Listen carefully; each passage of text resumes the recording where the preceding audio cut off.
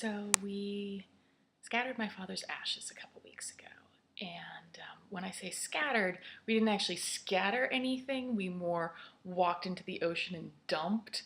There was, you know, so ashes come in this small but very heavy cardboard box. And in case you're wondering, it costs $24 to send your father across California. And so the box had been just sitting since last November. And we finally took him out to his favorite beach, Manresa Beach near Santa Cruz.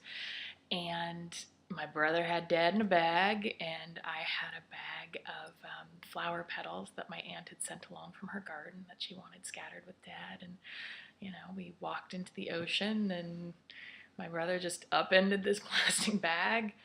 Out went Dad. I kind of frantically tossed in the flowers so they'd be going at about the same time, and we were done. But as we walked back to the sand and walked down the beach, the flowers started washing up on the shore. So there was a line of flower petals for about half a mile as we walked down the beach.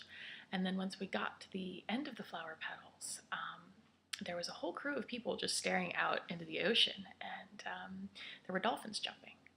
There was a whole pod of dolphins just jumping right offshore. I'd never seen that many dolphins at a time. And so it was some sort of delightfully overwrought symbolism for the dumping of my father's ashes. And I've been thinking about that today because one of the things that I want to take from my father's death is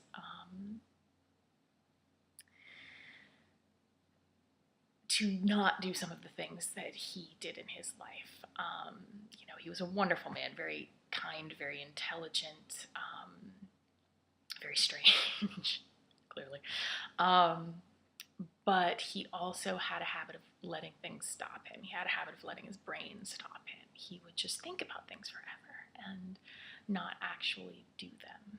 And I watched that toward the end of his life. I could just see him getting more and more stopped by the world and by his thoughts, and I think that sometimes if you have this thing you want to do right here, and then you have, your mind right here, the two can just start going like that, and then nothing gets done ever. And I've caught myself doing that a lot the past day or two. I've been really stuck with this. I have been kind of stuck on the couch. I've been kind of stuck in work. Luckily I had friends to see, so I dragged myself out. But I was getting to the place that I tend to get when I start projects. About a week in, the momentum isn't lost, but the momentum has slowed a little bit, and things don't feel as clear.